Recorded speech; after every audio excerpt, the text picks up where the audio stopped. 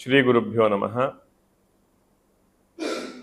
BM Sukumar ಶೆಟ್ಟರ ಆಶಯದಂತೆ ಅವರ ವ್ಯವಸ್ಥೆಯಲ್ಲಿರ್ತಕ್ಕಂತಹ ಶ್ರೀ ಕೃಷ್ಣ ದೇವಸ್ಥಾನದ ಪುನರ್ ಪ್ರತಿಷ್ಠೆ ಕುಂಭಾಭಿಷೇಕಾದಿ ಪ್ರಕ್ರಿಯೆಗಳಿಗೆ ನಾಡಿದ 7ನೇ ತಾರೀಕು ಬೆಳಿಗ್ಗೆಯಿಂದ ಚಾಲನೆ ಸಿಗಲಿದೆ.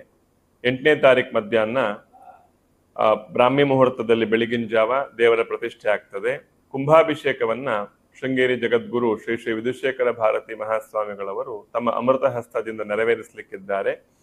ಸಾವಿರಾರು ಜನ ಆ ಕಾರ್ಯಕ್ರಮದಲ್ಲಿ ಭಾಗವಹಿಸಲಿದ್ದಾರೆ. ಪ್ರಾಯಃ ಇದು 2ನೇ ಬಾರಿ ಶೃಂಗೇರಿ ಪೀಠಾಧಿಪತಿಗಳು ಈ BM ಸುಕುಮಾರ್ ಶೆಟ್ಟರ ವಾಸಸ್ಥಾನಕ್ಕೆ ಬರ್ತಾ ಇರುವಂತಹದ್ದು. ಮೊದಲು ಕೊಲ್ಲೂರಿಗೆ ಕುಂಭಾಭಿಷೇಕ ಆದಲ್ಲಿ ಜಗದ್ಗುರು ಶ್ರೀ ಶ್ರೀ ಭಾರತೀ ತೀರ್ಥ ಮಹಾಸ್ವಾಮಿಗಳವರು ಕೊಲ್ಲೂರಿಗೆ ಕುಂಭಾಭಿಷೇಕಾದಿ ಪ್ರಕ್ರಿಯೆಗಳನ್ನು ಮಾಡಿ BM ಸುಕುಮಾರ್ ಶೆಟ್ಟರನ್ನು ಅನುಗ್ರಹಿಸಿದ್ರು. ಇದು 2ನೇ ಬಾರಿ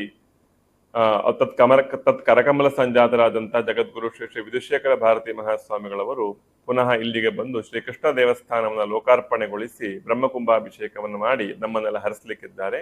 ಈ ಅಪೂರ್ವವಾಗಿರ್ತಕ್ಕಂತಹ ಕಾರ್ಯಕ್ರಮಕ್ಕೆ ಎಲ್ಲರೂ ಭಾಗವಹಿಸಿ ಶ್ರೀ ದೇವರ ಹಾಗೆ ಜಗದ್ಗುರುಗಳ ಅನುಗ್ರಹಕ್ಕೆ ಪಾತ್ರರಾಗಬೇಕಾಗಿ ಪ್ರಾರ್ಥಿಸಿಕೊಳ್ತಾ ಇದ್ದೇವೆ. ಇದು ಕಡಗೋಲು ಕೃಷ್ಣ ಅಂತ. ಕೃಷ್ಣನಲ್ಲಿ ಹಲವಾರು ರೂಪ, ಪ್ರಸಿದ್ಧವಾದದ್ದು ಗೋಪಾಲಕೃಷ್ಣ. ಕಡಗೋಲು ಕೃಷ್ಣ ಸದ್ಯಕ್ಕೆ ನಮಗೆ ಕಾಣ್ಲಿಕ್ಕೆ ಸಿಗುವಂತಹದ್ದು ಉಡುಪಿ ಜಿಲ್ಲೆಯಲ್ಲಿ ಒಂದು ಪ್ರಸಿದ್ಧವಾಗಿರ್ತಕ್ಕಂಥ ಒಂದು ದೇವಸ್ಥಾನದಲ್ಲಿ ನಾವು ಶ್ರೀಕೃಷ್ಣ ಮಠ ಅಂತ ಏನ್ ಹೇಳುತ್ತೇವೆ, ಅಲ್ಲಿ ಕಾಣ್ಲಿಕ್ಕೆ ಸಿಗ್ತಾ ಇದೆ. ಅದು ಬಿಟ್ರೆ ಈಗ ಈ ನೆಂಪುವಲ್ಲಿ ಇದೇನು ಆಗ್ತಾ ಇದೆ, ಇದು 2ನೇದಂತ ಹೇಳಬೇಕು. ವಿಶಿಷ್ಟವಾಗಿರ್ತಕ್ಕಂಥ ಒಂದು ವಿಗ್ರಹವನ್ನ ಈಗಾಗಲೇ ಶಿಲ್ಪಿಗಳು ಕೆತ್ತಿದ್ದಾರೆ, ಜಲಾದಿವಾಸ ಮಾಡಲಾಗಿದೆ. ನಾಡಿದ ದಿವಸ ಅದರ ಲೋಕಾರ್ಪಣೆಯೂ ಕೂಡ ಆಗ್ಲಿಕ್ಕಿದೆ.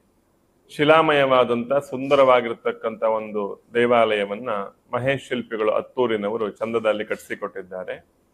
ಇದು ಬೈಂದೂರು ಕುಂದಾಪುರ ವ್ಯವಸ್ಥೆಯಲ್ಲಿ ಪ್ರಥಮವಾಗಿರ್ತಕ್ಕಂಥ ಒಂದು ಕೃಷ್ಣನ ಸ್ವರೂಪ, ಕಡಗೋಲು ಕೃಷ್ಣನ ಸ್ವರೂಪ. ಇದು ನಮ್ಮ ತಾಲೂಕಿಗೆ, 2 ತಾಲೂಕಿಗೂ ಕೂಡ ಅತ್ಯಂತ ಪ್ರಥಮವಾದ್ದು ಅಂತ ಈ ಸಂದರ್ಭದಲ್ಲಿ ಹೇಳ್ಬೋದು.